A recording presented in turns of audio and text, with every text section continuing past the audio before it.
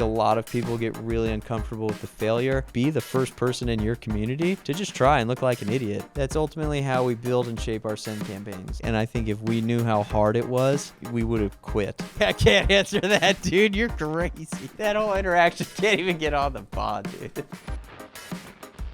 Taylor, welcome to the studio. How Change Happens episode today with the Director of Mobilization of the Send, Taylor Stutts. And let me tell you the reason I'm excited about this episode. Because we're coming up on almost 500,000 people gathered for the cause of missions and Christianity, missional living, taking action. And I was thinking, you can't manufacture, like if God's not moving, you can't do anything about it. But if he is moving, you need all these secret systems behind the curtain. Behind the scenes, there's so many interesting, complex things where you really need these creative minds to make it happen. And Taylor is a big part of inspiring our young leaders to get involved in this and really helping build the movement.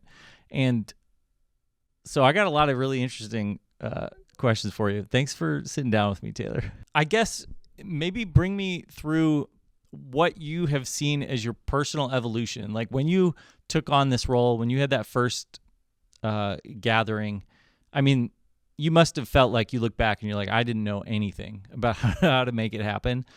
So what was your mindset in that first one where God spoke and you're like, okay, we got to fill the stadiums? Well, it's brought into the storyline for Orlando, and since Orlando, I'm from Florida, and I just felt there was so much that I wanted to do with impacting the state of Florida and the young people of Florida. And I used to dream of, when I was in college, I used to just dream of when I was going to these massive football games, just dreaming of man, wouldn't it be so crazy if all these college kids could be this passionate about Jesus as they are about watching these football players play, and I just thought that basic thought of going man, if God is really so much greater, so much better and everything that we thought, he should have moments like this. Yeah. And so I think I've always been interested just going okay, if we could fill this stadium with X amount of people, this is X amount of lives that are changed.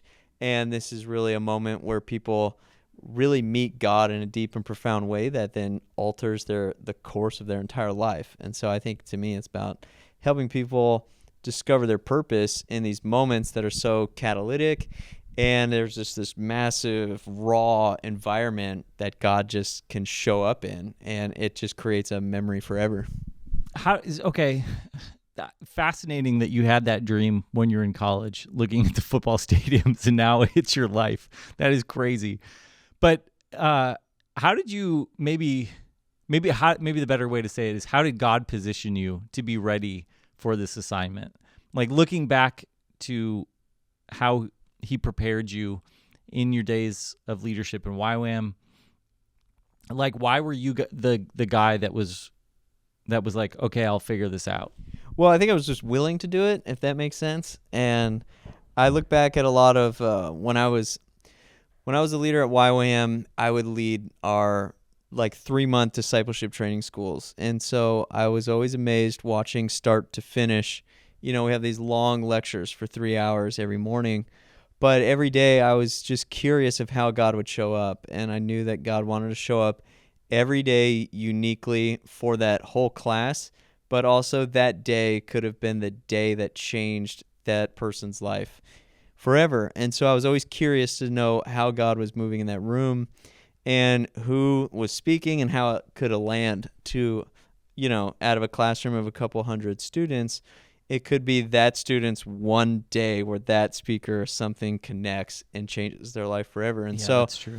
I would always just look at, okay, every time I was in a room or a gathering, I'd always just be looking for those clues and knowing that those same skill sets, I guess, are applied out there, so that, whatever's happening in these larger rooms can just be transferred into somebody's life, that just showed up to a Send event, didn't really know what was going on that day, but then they have a life-changing encounter. Yeah. Okay, I'm thinking through, while you were involved those mission schools went from 100 students a year to 700. And I'm thinking about the leadership development, that creative process that you saw the whole and what we needed to develop to take the schools next level. Then you looked at our registration systems and just was like, why aren't we accepting all these people like only, 3 months ahead of time? So what were some of those paradigm shifts that you had? And I guess what like is the God-given gift that he gave you that's translating to, it was at work in those mission schools when, it was 80 students, but now it's also kind of working, trying to fill. Orlando was 58,000, Anaheim's coming up, trying to fill that arena. What's the mindset, and like what are some of the mind shifts that you had to have? Okay, I think I had a life-changing experience in my DTS, and I just said, hey, I want to recreate this experience for every other young person. So that's why I was like, hey, I don't want to take this school that's just a couple of students. Like, I want to max this thing out. Like, I want to grow this thing to the maximum limit. So I think like some of that thought process definitely applies to like mass gatherings, right?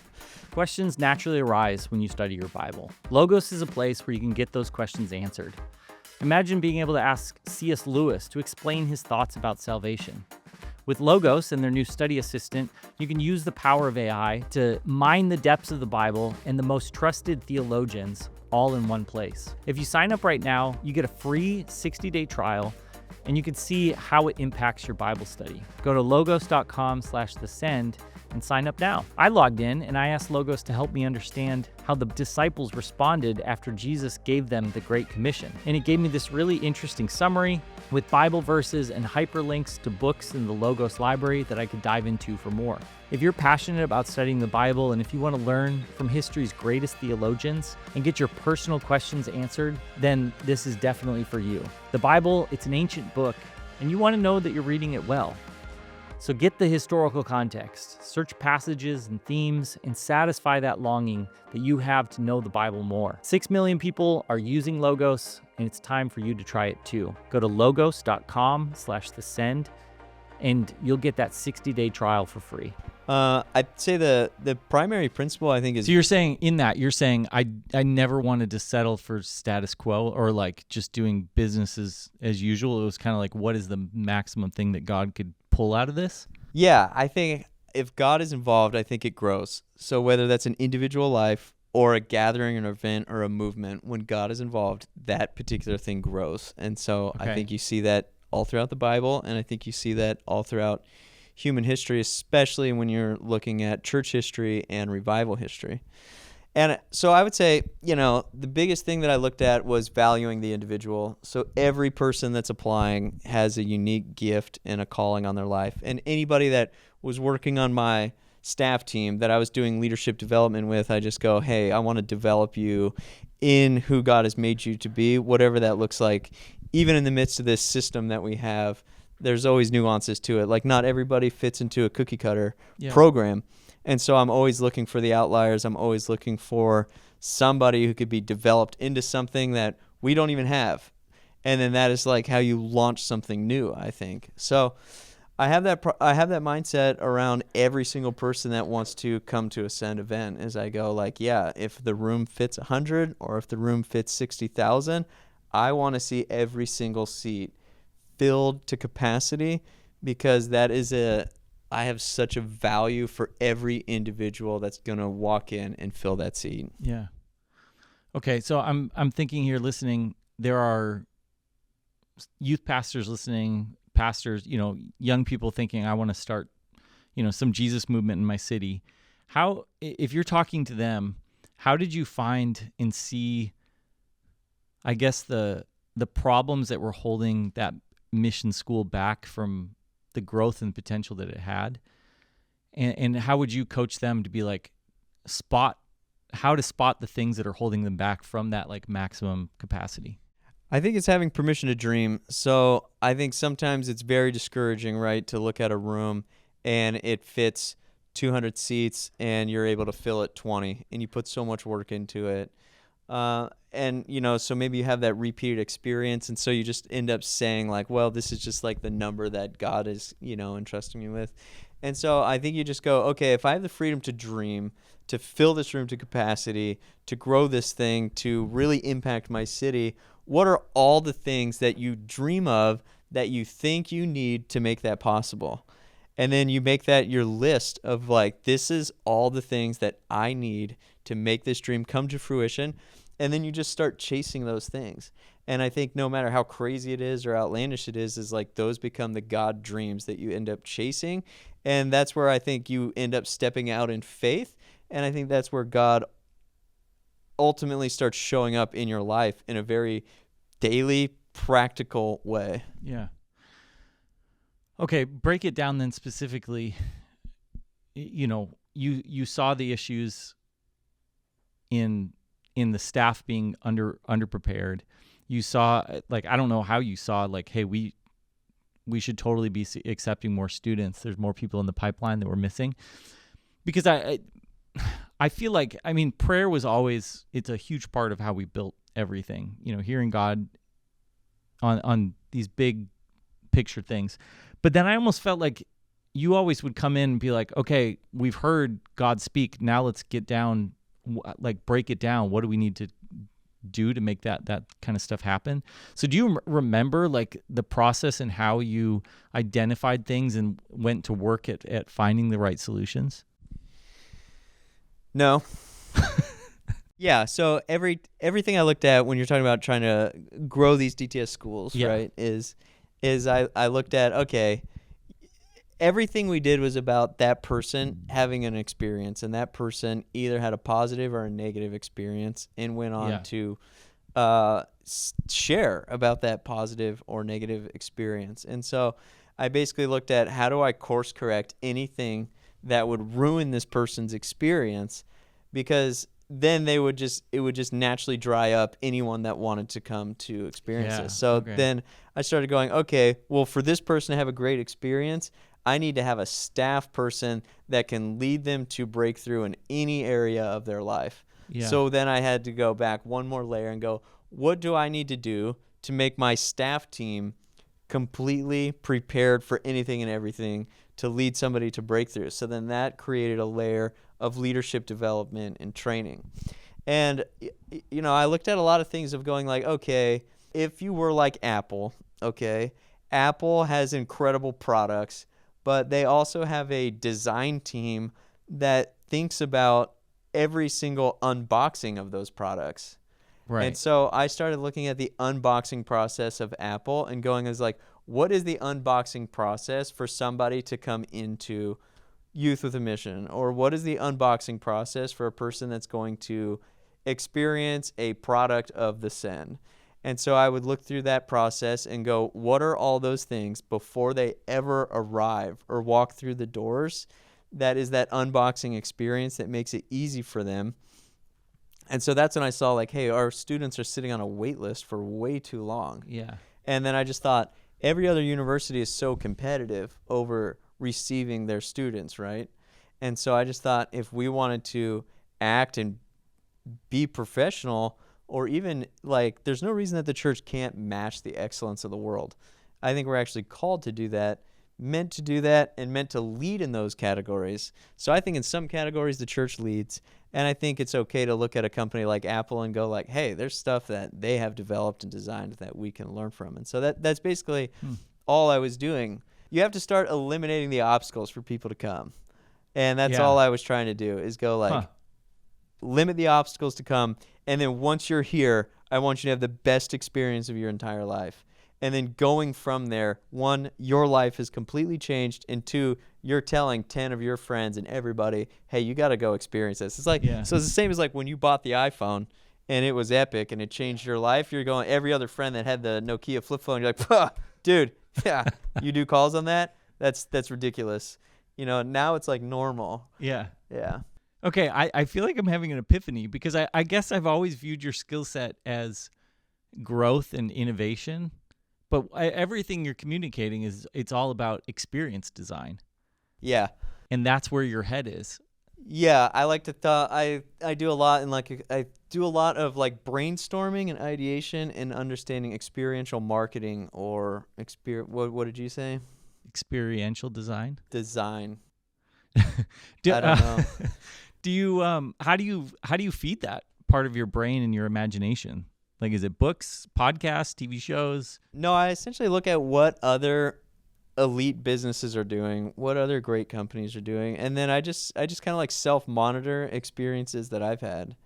And Hmm. I go like what made that so enjoyable that I want to come back to. And sometimes you're not really like analyzing it, right? Like you just have a really nice day or you go to an event and you're like that was a really nice event. But now I've just gotten accustomed to like what made that event different from other events. Like a really interesting experience, I guess, is my wife ordered some shampoo products the other day, and Okay. on the shampoo bottle that she unboxed, it said for, but then it said Julia. So it had her name in there Wow. on the bottle. So it's like now I just go, okay, what an interesting thing. It's so personable. It's an experience that you had with that product. So now do I want to go buy these products that don't have that experience? I Huh. really don't. And so I just monitor sometimes you look at stuff and you're like that's weird, but then I looked at it and I go, actually that is pretty amazing that they would take the time to take your name off the order and then leave it blank. It's not that much harder, and then put that on the printing label. Hmm. And so I think in some ways it's really the attention to detail. And I think it's the attention to detail that God gives each and every individual on their life. Hmm. And so the more that you can tap in and be Christ-like in that, I think the more positive your interactions are with the everyday person or the everyday Yeah. believer that you're interacting with. And so I think there's a lot to be said about people that want to go to church or people that want to go to a new program and experience God. And I look at it a lot for people that want to come to send events, and I want them to have a great time. Obviously, you don't have an unlimited budget like Apple Right. and some of these companies to do stuff like that, but you can still extract the principles from them and recreate them into your own environment. Huh. Okay, what popped into my head was as you were speaking was a lot of these ideas are by nature quite innovative and ahead of where everyone is kind of looking, they're just trying to get the standard things, nuts and bolts in place. And then you often will come in with some pretty radical, big ideas. And usually there's a lot of resistance to the ideas at first. So, what have you learned about how to pitch new ideas?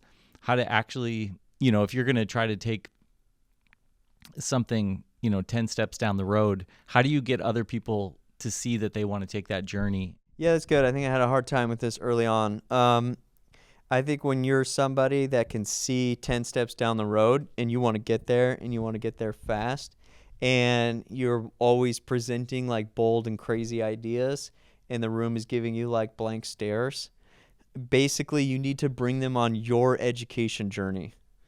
Mm. So, you know, I have studied things, or maybe you've researched a bunch of things, and you come to me and you're giving me the punchline, and I'm going like, "Whoa, I don't even understand that, but I'm kind of interested, but I really didn't get it." But it's because you went on an education process. You informed Yeah. yourself. You did a lot of research. You came to these conclusions, and so I find oftentimes when you're trying to bring your team along in that journey, is you have to go, "Okay, I'm a fast-paced, quick thinker. I want to move quick." You have to slow down and go, "I need to educate my team from steps 1, 2, 3, 4. I can't just come in at steps 7, 8, 9 and be like, let's go." Because that's where you get the resistance and people that don't understand. And then you got your quick adopters. They're like, I kind of get it. Yeah, let's just get going. So I would just say there's a lot to be said in just like sharing that process or that the journey of education, because once you educate people into the concepts, Uh, then they're like, then all the light bulbs go on, and then you can pitch your radical crazy idea and run. yeah. Do you have any the biggest fail trying to pitch an idea? I feel like every day I come in with a new idea that I want to pitch, and I pitch with an unrealistic deadline on how to get it done. Well, I mean, what was a recent, in the last couple of years, some big shift in the send world where you're like, I think we should make moves on this, and people didn't see it at first? That's a great question. Well, we're about to move to a 3-day model. And, Yeah. that was a little bit of understanding, okay, we're doing these send events.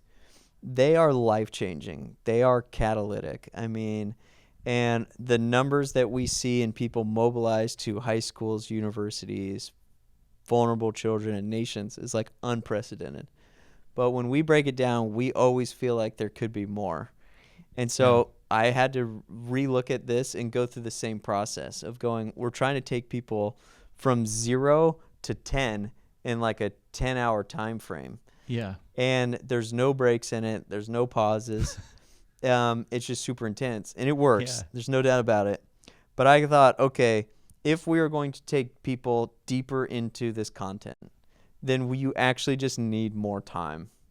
And so the only way to get more time is to add more time. And then the only way is to continue to lay a better foundation of the education so that people who are inspired follow through with taking their action. And I Yeah. think if you think about your own life, think about any time somebody gives you an amazing message on the book of Ephesians, and you go like, dude, I want more of the book of Ephesians. So then you go back and you start pulling in resources like, hey, Yep. what was your favorite book on Ephesians? Hey, what was your favorite? So I just started looking at it as like the way that we get introduced to Scripture and study Scripture and go deeper in that foundation. I go, we need to bring more people into that journey. So that might take more time, and that might mean we change the model that has been successful for us. It doesn't mean that you're going to necessarily ditch that model, but I think you have to be willing to risk and try something new in the process. And so when you originally pitched that idea to go to the 3-day thing, was it hard for people to see it?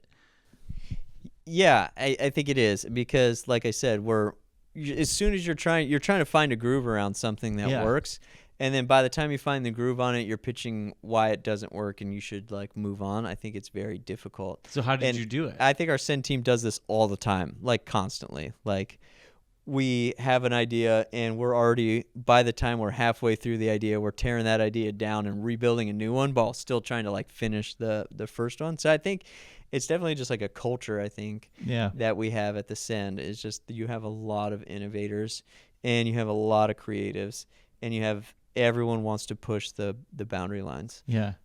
So I'd say it's not completely abnormal. So your one tip for somebody that's kind of looking at their church, their youth group, wanting to bring innovation is bring them along on that education journey.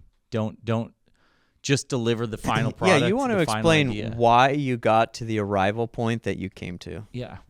instead of just coming in and being like, A little bit of I'm launching this new idea. a little bit of inception, maybe. Yeah, you could Yeah. call it that, You want to bring it in slowly, make sure the lights are ticking, ask questions, maybe poke at the problem, and then be like, "Oh, hey, maybe this is a good solution," and kind of lead everybody into that process. Interesting. Do you how long?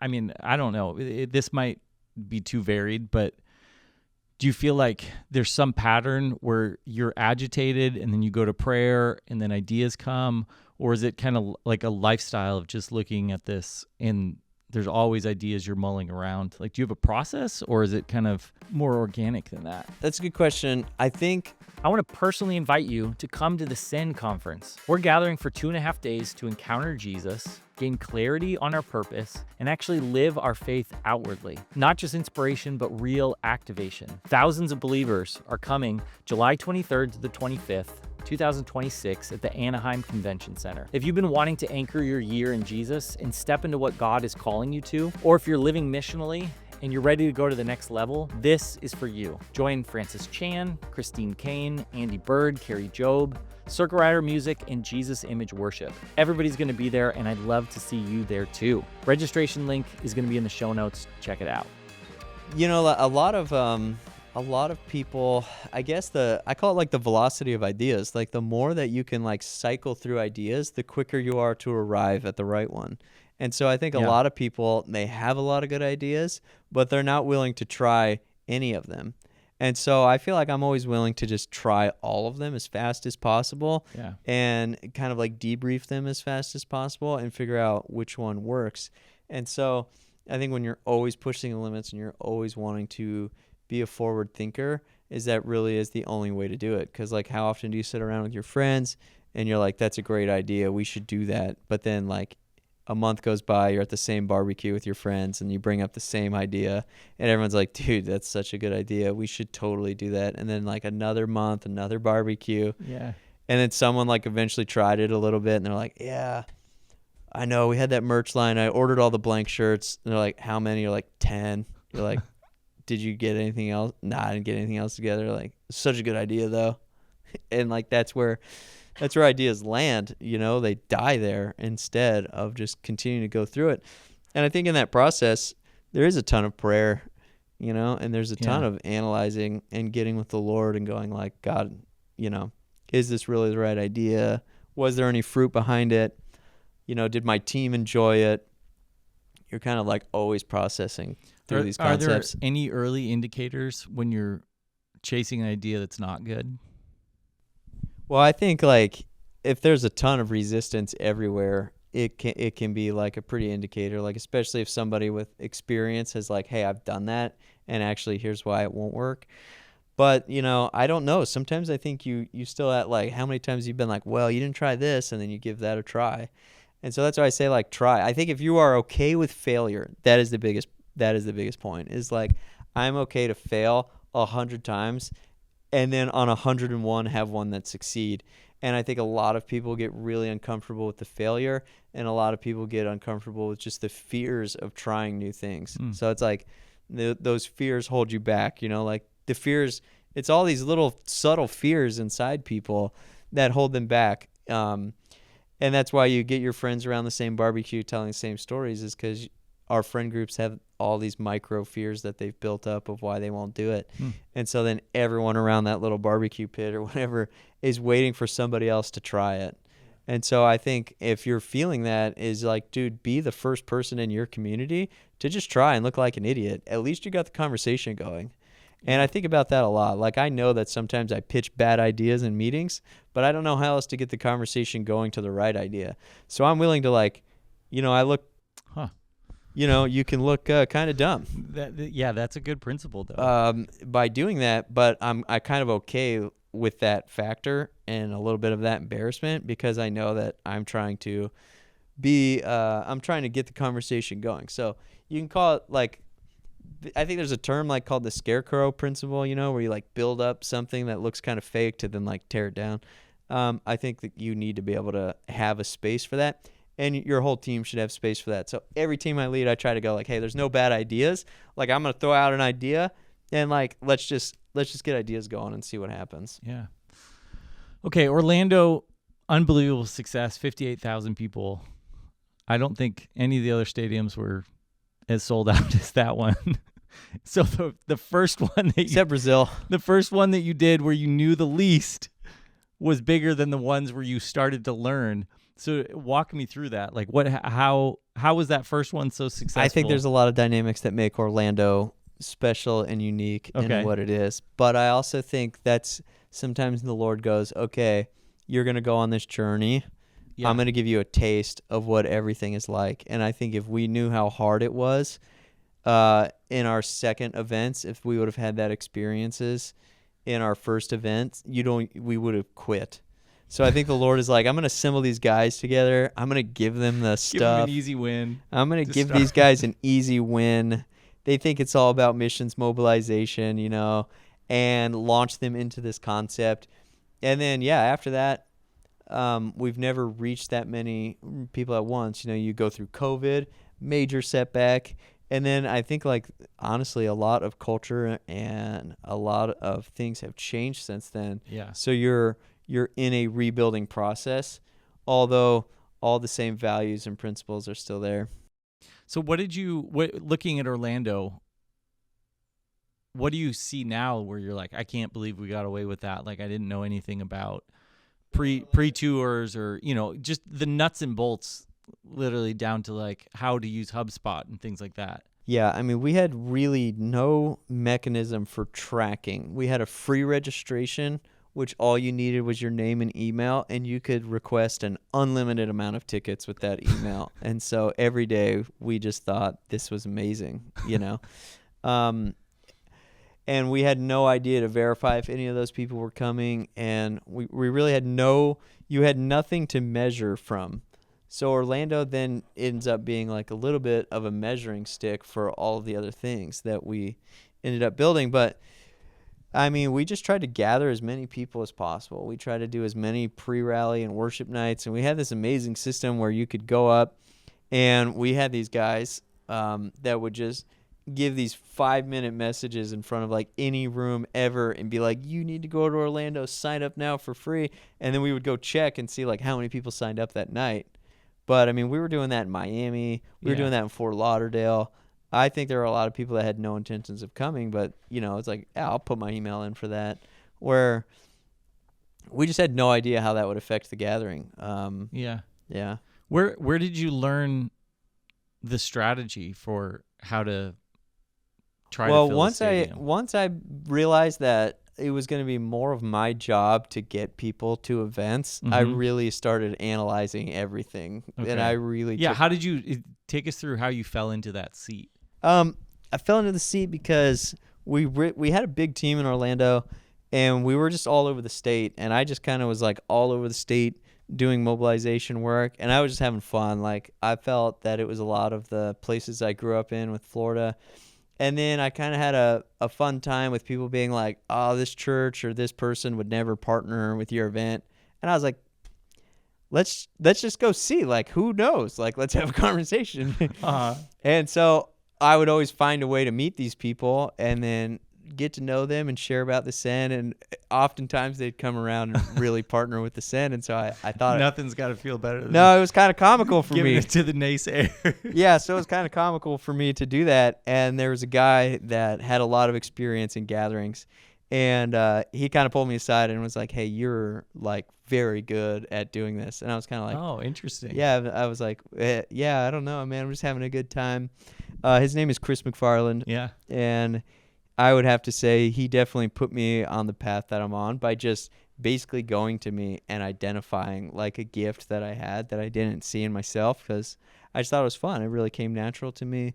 And then I remember I was in charge of like my first pastors and leaders gathering in this role, and Chris was overseeing me a little bit.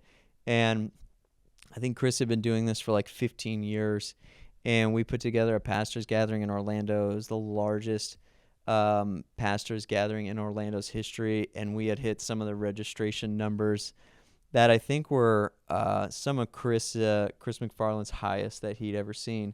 Wow. And so when he told me that, I just was like, wow, this is amazing. This is exhilarating. This is so fun. Like, we're breaking records out here. And so he kind of put me on this path, and then I was like, okay, if this is a thing, then like I'll like kind of give my life to it for the next little while. And so that's kind of where I'm at now with the whole process. So then I got put in charge of mobilization for the Send, is what they call it. And so I just started every event we'd plan, we would just try to fill it. And so, yeah, we have done hundreds of events on the 4 Arena campaign. We did 135 events, 75,000 people. So I'm getting a lot of reps in understanding how to get people into a room, what moves people, what they like and don't like, and ultimately setting a stage for God to move. So Yeah. I like to consider it kind of like, it's kind of like being an architect of revival, of going like, what are all the things that set the room up for God to move completely unhindered, you know? Yeah. So how do I set the audience to be ready for that? But how do you set up the speakers and the worship to have a night where they can just go after God with a group of hungry people? And so you're always kind of tweaking those concepts, and that's ultimately where we started to see God move, you know, and we've seen our take action numbers skyrocket from doing that. Yeah. Yeah, I remember being, in my 20s, hearing about these big revival gatherings and just thinking, wow, it's so crazy. Like, they would fill these stadiums, and then learning, oh no, there was a whole team that would actually, and I don't know. I mean, you're just more naive when you're younger. Like, whoa, God I just think pulled all these people together. I think everyone still feels that way. I think everyone posts their highlights, and I think even like we do that often. We only want to post when the rooms are maxed out, and we actually, even if they're not maxed out, we know how to take the pictures to make it look maxed out. So we're trying to like it's true. celebrate this, and instead we think it's we don't see the teams that are behind it that worked for months, day in and day out for that moment to happen. Yeah. I mean, I guess what I was trying to get at was, I think there was something that I learned, like it's not any less spiritual to have that team that helps build it and does all the prep work. And so I'm just thinking of, people, young leaders in their 20s. What would you tell them? Like, give them the nuts and bolts. If you want to do something in your city, if you want to gather Christians, if you have a vision, what are the things that you wish you knew before, or things that you're like, here's your punch list, all the things that you need to be thinking if you want to do something significant in your city? Yeah, that's good. I think you got to identify why you're going to gather. So what is the main theme of this gathering point, right? And then I would go, who are the right people that you need to have in the room? And so you got to think through like, okay, is this person a person of influence? Yeah. Is he a person that is just an expert on the subject? Is he just the guy that's been doing it in your town for 30 years? Is there like a new and upcoming guy that's doing it in your town? And so I look through just all those different categories. What's the difference, like the heart posture, where it's not like, okay, we just need the big names on the poster to fill the seats, versus maybe recognizing the spiritual authority or honoring, the people that have been plowing? Like, how do you balance that when you're looking for the right people? Like in the candidates or in the individual putting it on? Like you're talking about like the people that are going to join this meeting? For somebody that's trying to plan a big event in their city, I guess it's kind of tempting to say, oh, if I get this big celebrity name and put it on there, that means my event will be filled. I guess, I don't know, there's some maybe selfish ambition that can be caught up in that. Definitely. What's the right posture or the right perspective, a healthy perspective, when you think about networking and pulling leaders together? I think it comes down to your heart posture.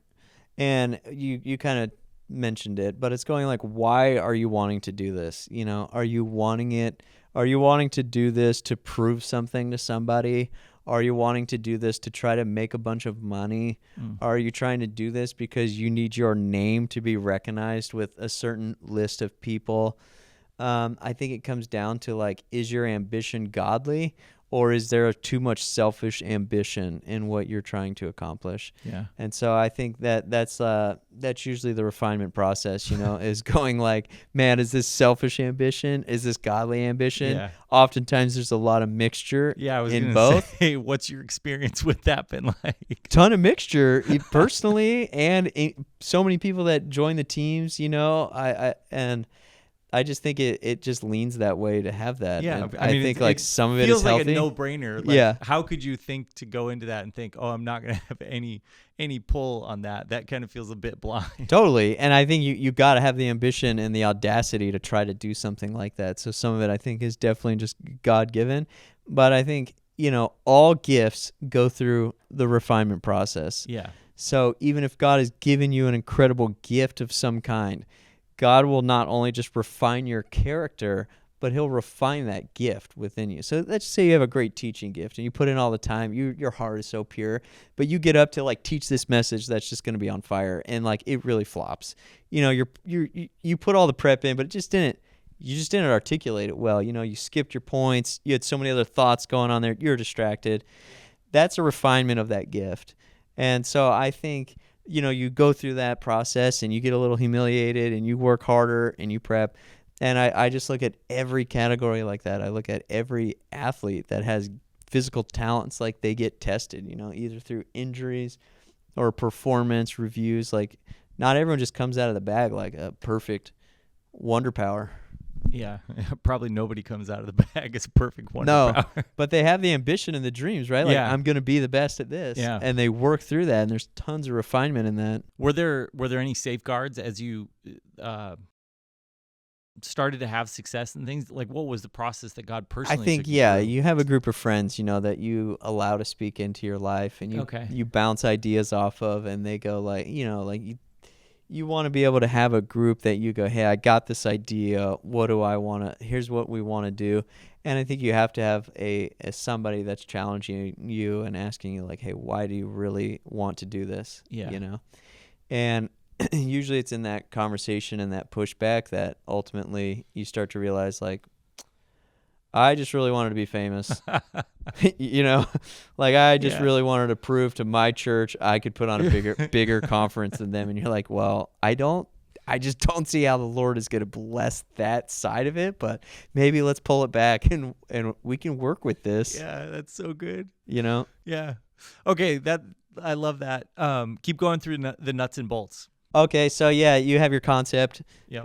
You go through who are the people that you think you could collaborate with, and then it's really practically you think through where's the right place to make this happen, what's the right time for this to make this happen, how long is that, and then who are the right people that need to be there. And when you go through it that way and you go, okay, then you can create the opportunity for people to gather. And I think that's ultimately all you're trying to accomplish is going like, I'm trying to create the opportunity for this to take place. And to me, that is building an authentic event. And that's building an event that people genuinely want to be at. And so when you put it all together, you get the right people, the right place, the right time. It's kind of, I call it the genesis of the meeting. Of any movement, you want to have the genesis of it to be blessed. You want the genesis of the gathering to go well. And so if anything is going to have a great start, it's going to go well. If it has a faulty start, you'll always be fixing things along the way. Yeah. And so you don't ever want to be course correcting. So that's why it's good to go through that process, to have patience in that process and make sure that everything is into alignment, with the Lord, with your heart, with your team, before you launch something. Speak then about developing young leaders and developing a team to make this thing, because I think you actually have a lot of interesting things to say about identifying leadership and pushing people into areas where they will excel, calling it out of them, and then building collaborative teams. Okay, that's a big question. I think like at the end of the day, your team is like your greatest resource. So like people are really the greatest resource. So like I think everyone does have a unique skill set, and everyone has a unique calling on their life. And so I'm always looking into that. So even though I might have a cookie cutter job description, I might get a team of people, and I'm always looking at, okay, I call it your sweet spot. Like how do I help young people find their sweet spot? Because at the end of the day, we all have insecurities. We all have fears. We all have things that need to get refined. And we all needed mentors and coaches to get to where we are. And so I always just go, hey, instead of me like chopping down on somebody, I always phrase it as like, hey, I want to get you into your sweet spot. So, in this job right now, like, what do you love about it? Mm-hmm. And then I'm going like, okay. And then I'm going like, what do you hate about it? What really stresses you out about it? So I'm always asking questions of the people on my team to really get a feel for how they're doing and what they're doing. Because the last thing I want is somebody sitting there doing something they hate. And so if I can figure out, okay, you know what, this person, and then the flip side of this is you also don't want somebody doing something they're not good at. So I'm going, okay, how do I rotate you into doing something that you're good at and that you find joy in? And when you can rotate people through different nuances on your team to get into that sweet spot, then your whole team is happier. Your whole team has a lot more joy. Your whole team is flowing more and you're getting more done. And so I'm never afraid to just go to somebody and go, hey, are you enjoying this? And because I'm like, you're not doing great at it. Let's just review. You're not doing great at it. And so they might go like, I know I'm not doing great at it, but like, I just am really hanging in there. Like, let me hang in there. Just teach me, coach me, make me better at it. I'm going, I'll work with that forever. Because they're hungry. Yeah, and they're teachable. They're trying to do it. And then I go to someone, hey, you're not doing a great job in that category. How's it going? They're like, I hate it. I'm going, okay. You hate it. You don't like doing it. They're like, no. They're like, I'd pretty much rather do anything else on the team than what you gave me. And then I go, oh, okay. Like, that's good feedback. You know what I mean? Yeah. And so I'm able to just take that feedback and rotate that person and go, okay, if the person is not great at it and they really hate doing it, then they're not the right person for that. And so I just would rather them rotate and do something that they enjoy doing, and they'll ultimately be more productive at it. Yeah. Quick word to pastors and church leaders. If your heart is to see people activated in their missional calling, we would love for you to be part of our next Activated Church gathering. This is a space for pastors who want to learn from other pastors and leaders how they are effectively activating their people to mission. We know that this will be a time that'll strengthen you and inspire you. And if that resonates, fill out the interest form below. We would love to connect and explore what partnership could look like. What does it take to mobilize and gather people? Like, what kind of a skill set do you see really excels at it? Definitely extroverted people. Definitely people that want to find new things and have conversations. It's a lot of introducing yourself. It's a lot of walking up to people. It's a lot of cold calls. It's a lot of door knocking. It's a lot of all of that type of skill set. So I'd say anybody that wants to, that has a knack for that and doesn't, that enjoys meeting new people and having conversations and building relationships. I think it's the biggest thing on our team is I really don't care about the transactions or the numbers. I'd rather you build a relationship before you build any other thing. So like before you're trying to form a partnership or get something done productive, I'd rather you just enter in and go like, my goal for this meeting is that I have a relationship and I build a friend. And usually if you approach meetings like that and you approach like, hey, I'm not going to this meeting for like what I can get. I'm going to this meeting to like what I can learn. Yeah. It's a huge game changer for people. And so I always make that the first win for every person on my team. And then the rest of it actually flows quite naturally and quite easily. So is it, if you saw somebody that enjoyed sales, would you say that's a decent translation in a ministry context? I think so. We also use so much marketing, and we use so much data management and HubSpot. And so there is a lot of detail-oriented skills that are required for this job. So, I mean, our team is like a pretty solid mix, right? Like I have a lot of extroverted go-getters, and then I do have people that are way more reserved, way more quiet, but they love analyzing data and they love crunching numbers and getting results. And then, we have a whole section of our team that really focuses on marketing and like copywriting and what's the best way to say something. And that is invaluable to the team. Yeah. And refining the way that you communicate and the way that you write and having somebody concentrate and focus on that. So, and a lot of those people, they don't want to be bothered either. They want to be in their creative space alone and thinking through all of that stuff and then coming back and sharing with the team, getting a little bit of feedback and then going back, And then I have people on my team that are like, hey, as soon as work's done, we're still hanging out, right? Like, let's keep hanging out. Let's hang out all day. Let's hang out all weekend. Let's never stop hanging out. I'm kind of like that too. I'm like more on the extroverted side. And so it lends itself to be able to make connections and meet new people and gather people, Yeah.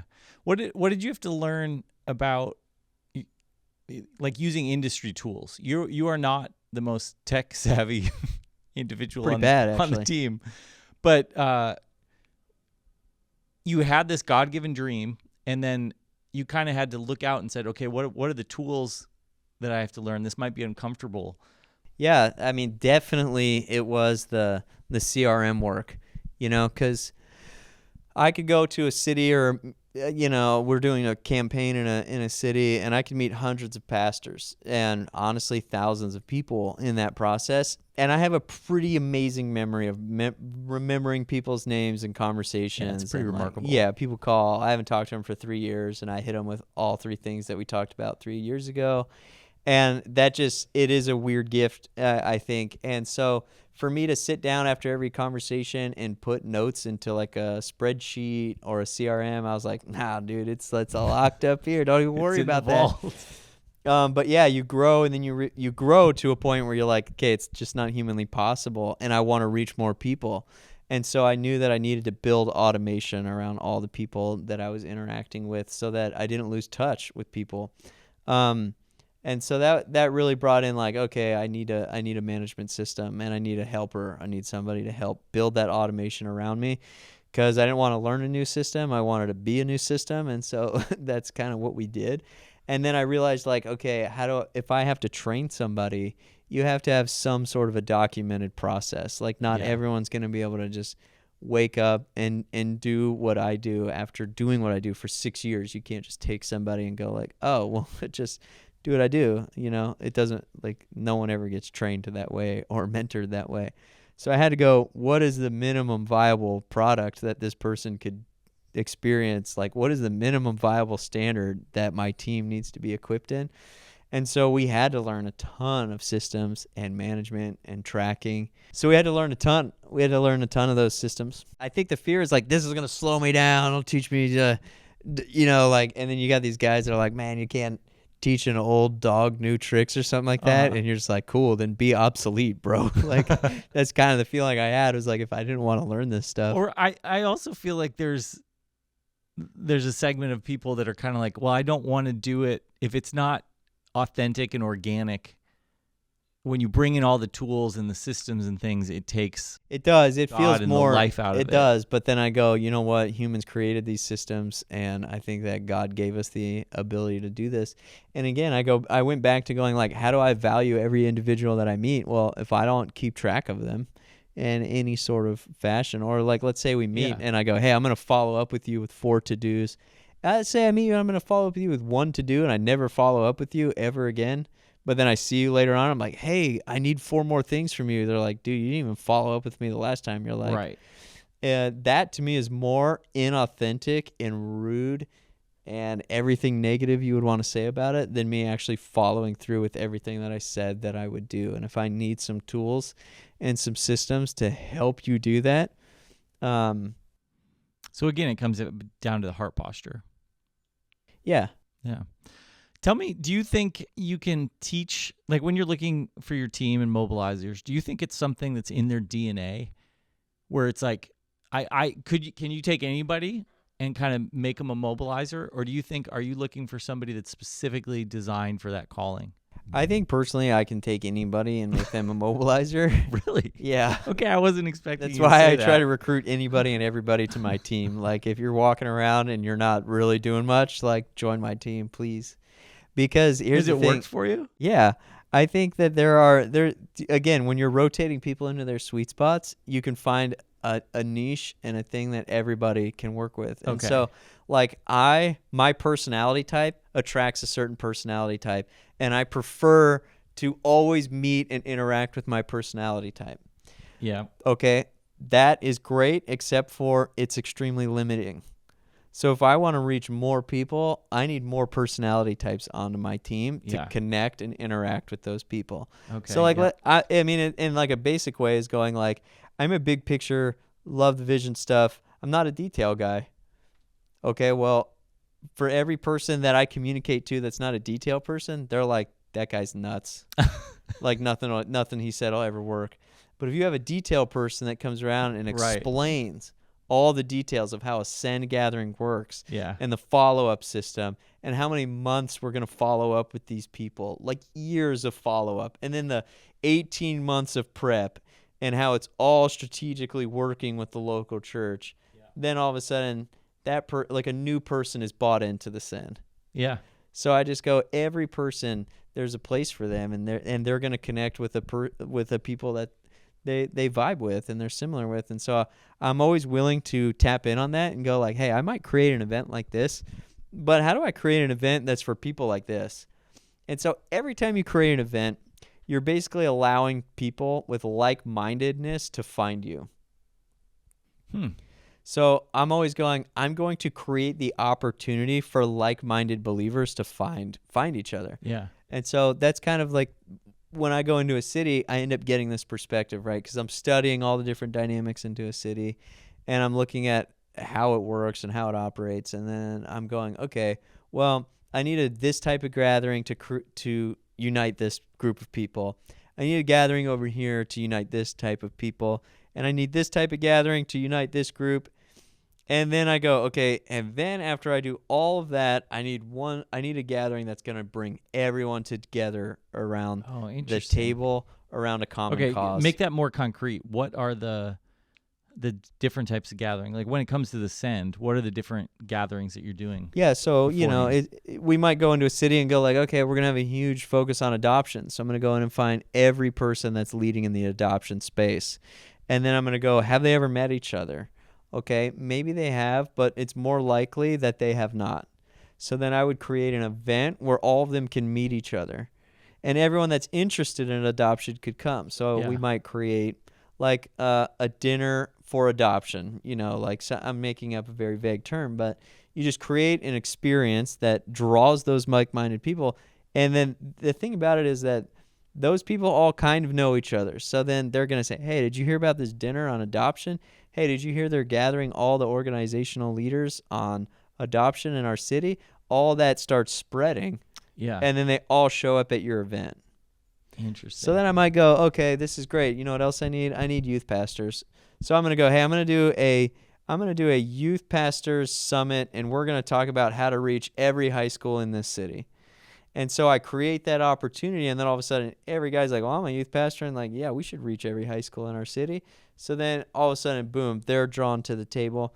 And then you might go, hey, I need all the business guys in our community who are Christians. So, all right, I'm going to create some sort of a mechanism that is very intriguing for every Christian entrepreneur and business leader to attend. Yeah. And then all the time you're sharing about, this common vision. And then you go back through and you go, okay, now I have all these different pockets of people. I want to bring them all together under a broader banner of how all these different things work together to impact their city. Wow. And That's fascinating. that's ultimately how we build and shape our send campaigns. Okay. Have you figured out anything about how much time before the build up of an event? Like I'm just thinking, like, if a young all the person. time. So it just depends on it really just depends on the size that you're trying to Okay. gather. I would say, in summary, to have any sort of significant gathering, you need a minimum of 3 months. That's like to plan the whole thing. And then, if it's a smaller gathering, you probably need to have that thing live for a minimum of 6 weeks. 8 weeks is like preferred. And to then, register? yeah. Okay. But so maybe you spend a month planning it, and then So you somebody's launch like, it. I want to do 2 months. a big worship event on my university. Yeah, that'd be a great timeline. Yeah. Yeah, a 3-month timeline of working on that.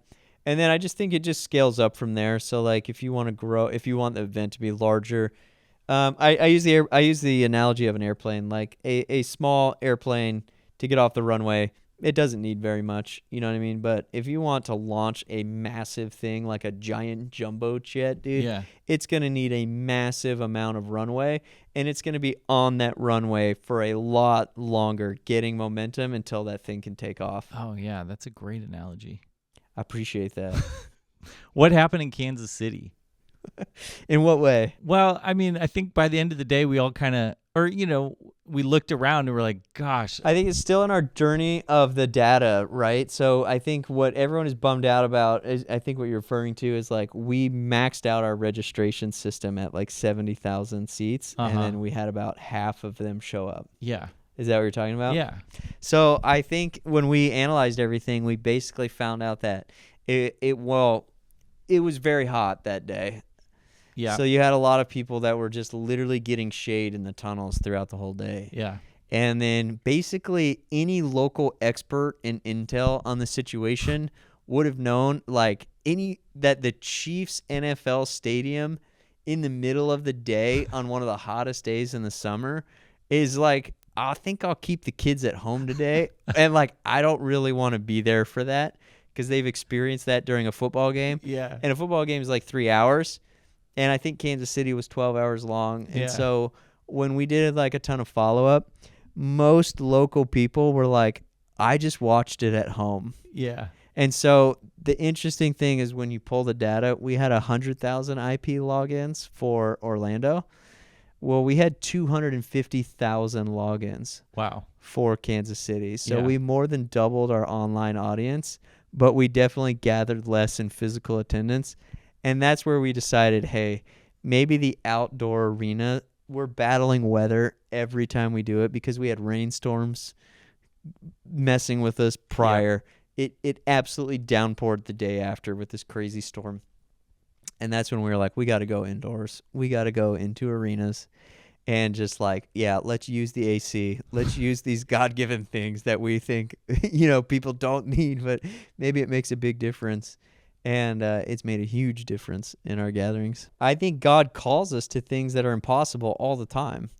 And I think that should be normal for Christians.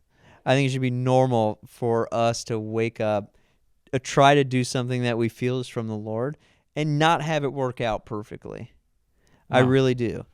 And I think that doesn't mean it's not the Lord, and it doesn't mean that you quit. So I would just go, okay, we analyze everything and go, what, like I just said, like what happened there? Okay, well, it turns out a lot of people just wanted to watch the live stream and air conditioning in their houses. Yeah. So, okay, why don't we just move indoors and have closed covered arenas? And that's been a huge fix to the problem. So I think it's just always going like, what happened here? And then can you improve upon that system and make it better? And I think you should always be in the process and signing up for that. And that, I think, is where you meet God the most. I don't think you meet God the most in the boat of your comforts. Like Peter had to step out on the water. And you know what? He ended up drowning, didn't he? But he got to look back at all the other guys and go, you didn't even get out of the boat, you losers. Like, I walked on water, dude. I was out there. I was doing stuff. I was killing it, dude. Not only that, Jesus saved me out of the water. You guys all in the boat. Whoa, what's going on in the boat? Nothing. Bunch of comfort out there in that boat. That's perfect. So I just go, come on, like if Christians could just take a little more risk and be okay that it's not picture perfect and it's not cookie cutter. If you could just go out there and try stuff and try 100 times and be okay with failure and then look around and go, hey, no one else is doing anything in my city. I'm going to keep doing things in my city until somebody else comes along with a better idea. Yeah. And you got to be okay with that, And maybe your bad idea is what spurs on somebody's good idea in the town and they dominate it. And you're left there going like, man, I had that idea, but they executed it like 50 times better. And you just got to be okay with knowing that you were a huge part of it. Yeah. Yeah. Is that what you think, that the church needs to take more risks? Absolutely. I mean, we're running the same play endlessly.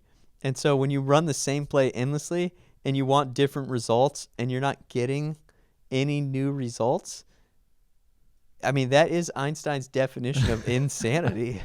Okay, what do you see as kind of the that same play that they're running over and over? Man, I can't answer that, dude. You're crazy, dude. That question, that whole interaction can't even get on the pod, dude. That's so bad. No, this is good. Come on, like where do you feel like there needs to be more risk taking in the church? Well, I'll share where I see it working really well. How about that? Okay. Okay, so youth pastor guys, it used to be if you had a youth room and you decked out that youth room with the coolest video game systems, ping pong tables. Yep. Kids would come. There was nothing else really going on, and those things used to be really expensive, and not everyone had them. Now those things are so cheap, and everyone can have those things in their homes, and most kids do. So like if they're just playing video games at home all day, I'm not going to. Why do I go to that church building to play these games and do all that stuff? I'm so connected. So what guys are doing that are winning is going like, all right, then I'm going to show up at your school and I'm going to gather kids and plant a club. And so I think anytime that you're sitting back waiting for people to come to you, it's not a great model, because Jesus was always on the move. He was always going. He was always showing up in people's houses. He was always showing up at their businesses. He was always showing up and just preaching. Crowds would gather. They'd come to him for sure. But most of the time, Jesus was on the go. The disciples were on the go.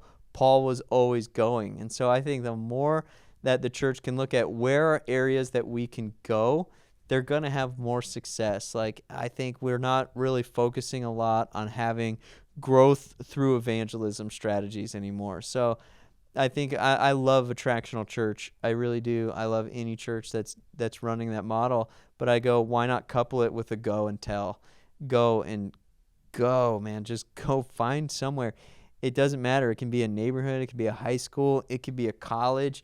It could be a need in your community, and just go meet that need. Take a risk on empowering people in your church to go meet that need. You know, it doesn't always have to be the church staff. It doesn't always have to be the pastor. But, man, highlight a need and tell people to go for it. Champion and celebrate them going out and doing it. And you'll see a lot more people go like, hey, I am living on mission. You're right. You know, like, mission is Monday through Friday. It is my workplace. It is my neighborhood. It is the playground that I show up to. You know, for all the moms that go to playgrounds and meet other moms throughout the day, like, that can totally be a mission field. And you could totally bring, hey, I'm going to start bringing donuts to that park. Be the lady that's bringing donuts every Wednesday morning to where your 2-year-old is playing at the park with all the other 2-year-old moms. Share a little bit about Jesus and just see what happens. You know what I mean? And then if a bunch of moms are showing up and you need more money to buy more donuts, go to the church and go like, hey, I need some budget. I need some budget for these donuts, dude. I started a Bible study at the park and I can't afford this. Help me out. And the church should celebrate that, help that, get other people involved and go for it. And I think if we all were trying micro outreaches like that across our cities, the church would have a massive impact. Doesn't matter what size the church is. Could be 100 members. Could be 2,000 members. Doesn't matter. Wow. I think that's a brilliant place to end. That was a fascinating conversation, and just went out with a grand finale there at the end. That was brilliant. I like that. Thanks, man. Yeah. Thanks for having me on. You're welcome. That was fun. I enjoyed it. Thank you. We'll do it again. Okay.